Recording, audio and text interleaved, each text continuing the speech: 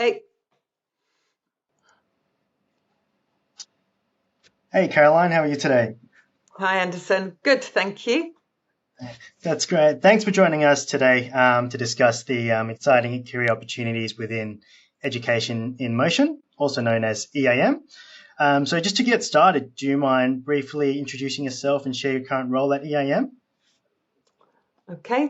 Hello everyone. My name is Caroline Taylor and I am head of school at Sherfield School in Hampshire in the UK. Oh, that's great. So, I guess for many in the audience who may be considering the next steps in education, why do you think EIM stands out as an organisation to build a career with? Like, as in, what influenced your decisions to join EIM? Okay. I went international in the year 2000 and I first of all worked in Thailand and uh, I learnt very early on that there were different types of international schools, and so I was attracted to EIM because of its strong focus on developing teachers and leaders, their commitment to professional learning, and I wanted to continue to be developed basically as an educator. So that really attracted me. Oh, amazing. Um, I'll just say how I joined the group. I think that a Hmm. friend recommended the group because they also felt the values of the group were something that would really resonate with me. And the students come first part in particular was something that really resonated with me because I hadn't found that necessarily to be true in the two international schools that I'd been in prior to joining EIM. So the friend knew I was a bit disillusioned. He was currently working in Beijing for Dulwich in Beijing, and he said, "Why don't you consider EIM? I think that they would be a good group for you." Basically, EIM is focused on career teachers as opposed to tourist teachers, and the teachers kind of fall into those two camps when they're thinking about going overseas. There's nothing wrong with tourist teachers, but that's the two camps that exist. Amazing. So, obviously, Caroline, you weren't always the head of. You didn't start off as a head of school, and I believe from our prior discussion, you started as a junior school at Dulwich College, Beijing. Senior Did I school. get that correct? Senior Yeah, school, sorry. yeah, that's And okay. you've kind of progressed across over the fair few years, Yes. and which has led to where you are now. That's correct. Yes. Yeah. So when I was working in Thailand, I was a deputy head academic, Mm-hmm. and uh, the friend who reached out to me said there aren't any leadership positions available, but there is an English teacher and a pastoral role available. So my colleagues and head in Thailand thought I was totally mad leaving what was a good position to go into the classroom again and take on a pastoral role. And basically, I moved because of what EIM stood for and what I could learn from them. So I went as a secondary English teacher and a deputy head of year 10 and 11, and had a very, very challenging interview, I have to say, because of the fact I was in this role, this deputy head role. And so, sometimes people are a bit worried when they take on a leader that goes back into the classroom that they may not be happy. I loved being back in the classroom, and I think anybody who is in a leadership position often grapples with, I came into teaching to teach and now I'm not doing that. So it was good to go back into the classroom for sure. But within 6 months, a deputy head position did come up in Dulwich, Beijing, for which I applied, was interviewed and then appointed. So with the following year, I took up the post of deputy head academic, which Mm-hmm.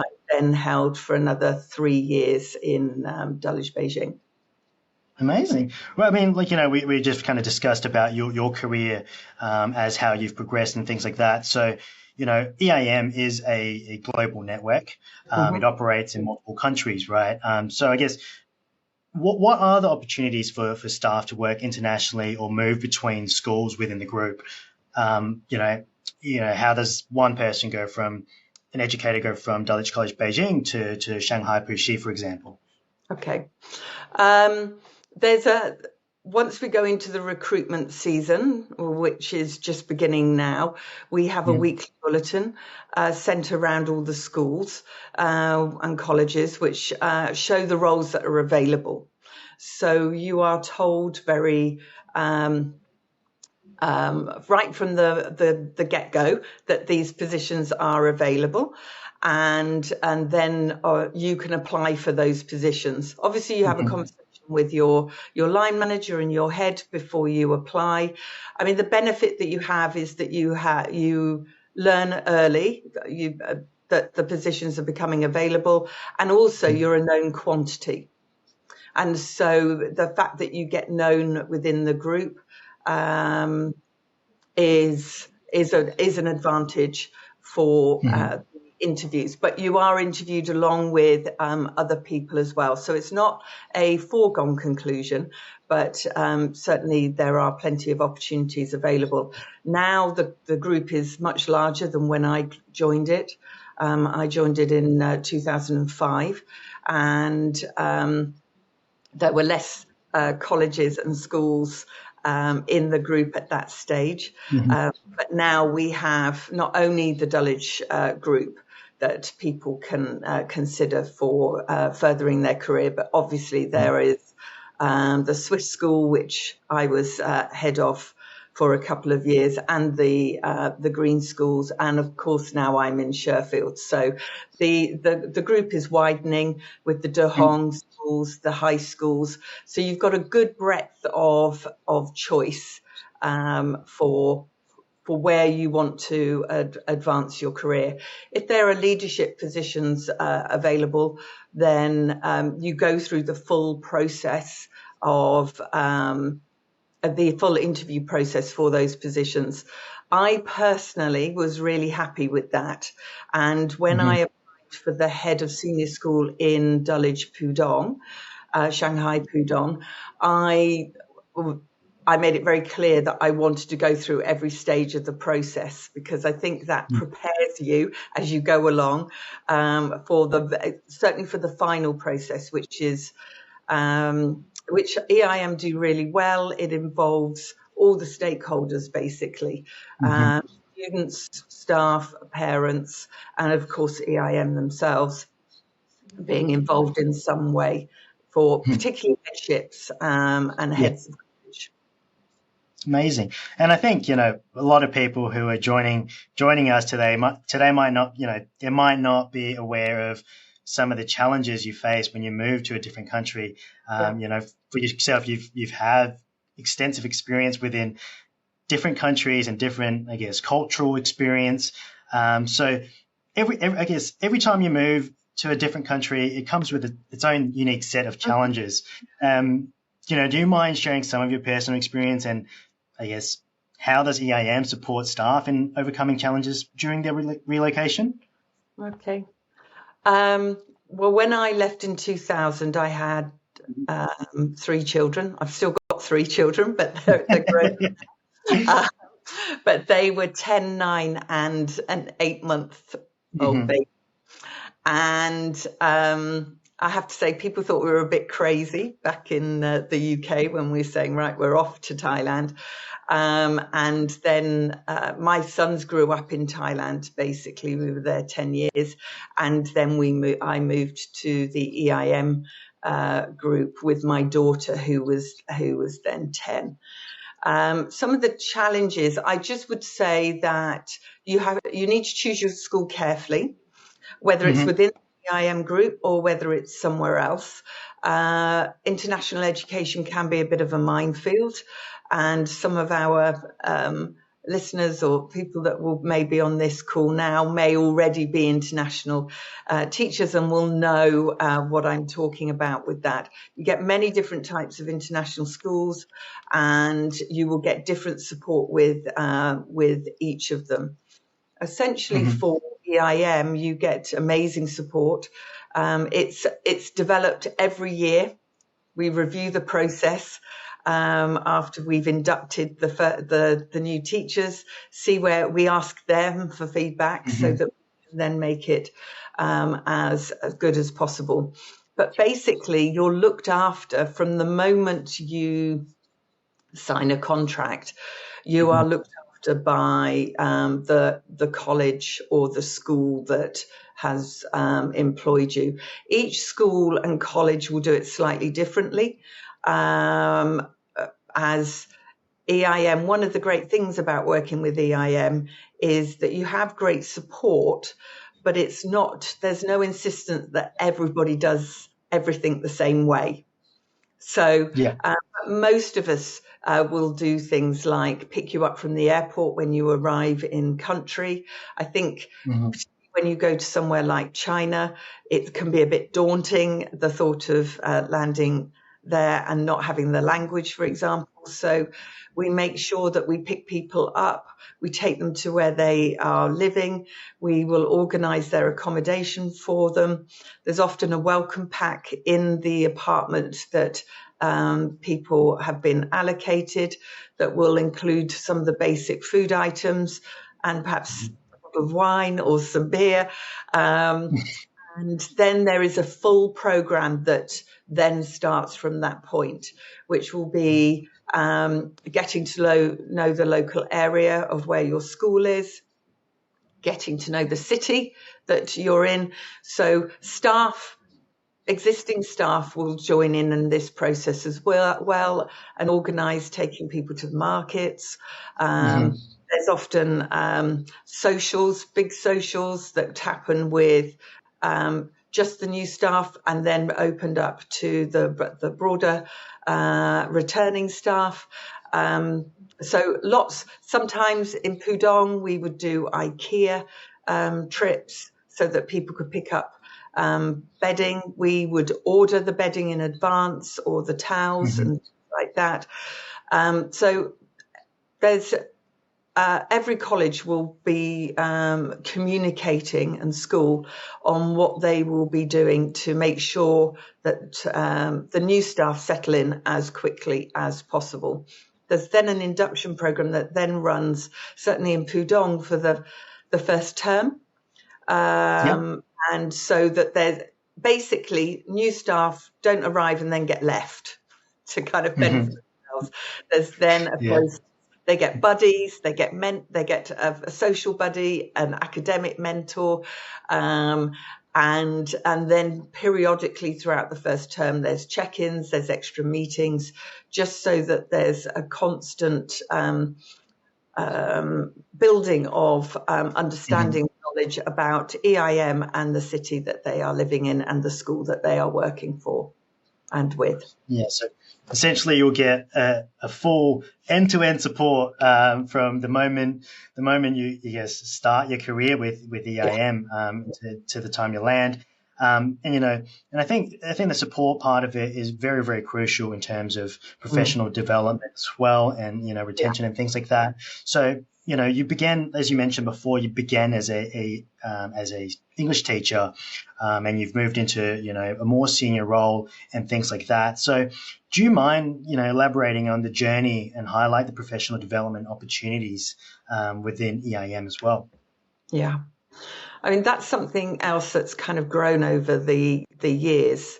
And so in some ways, I feel I was quite fortunate to join the group when I did, because it was a young group, and then I've seen it grow over the years and appreciate how much more has been added for us. But there's always been a good culture of mentorship and coaching. So I've been really fortunate to have some really good mentors during my my time with EIM and still do now. And those can be done normally through one-on-one meetings that you will have with with the person that is helping you through your career, basically. We also have a great platform called Connect Ed, which every teacher has access to, and that just grows every year. And there's just a breadth of opportunities on that platform that are in the main free of charge, so you can just go on and develop. There are some that are very specific to certain age groups. Some are specific to things like safeguarding or pedagogy. So we have something called the Science of Learning from EBE. So there's a good breadth. There's health and safety. There's IT development. There's all sorts that people can find there on there to help them. We have collaborative groups now as well, which is where we meet from across the group on certain topics, or certain groups of people meet to discuss and share good practice or best practice. So that's very powerful too. The other thing that we do, which is the part that was really good for me personally, was that we have kind of working teams that come together to work on certain areas that EIM wish to develop.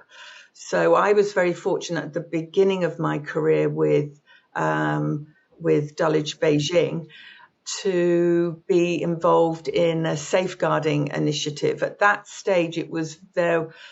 Internationally, there wasn't very much done around the safeguarding piece. Kate Beath, who pioneered it within the EIM group, she introduced the concept and the idea that we should be doing something around safeguarding to Dulwich Beijing. She was ahead of early years at the time there. So she got a group of us together and we worked on it together and started developing policies and just started thinking around the safeguarding piece. And from that, she then went on to develop it across the whole group. So that's just an example of something that can start at college level, and then EIM are open to the innovation that can happen within colleges when they see something good and they then think, can that then be replicated across the group, particularly if it's something as important as safeguarding. And so then that mushroomed out from Dulwich Beijing. But there are lots of different examples of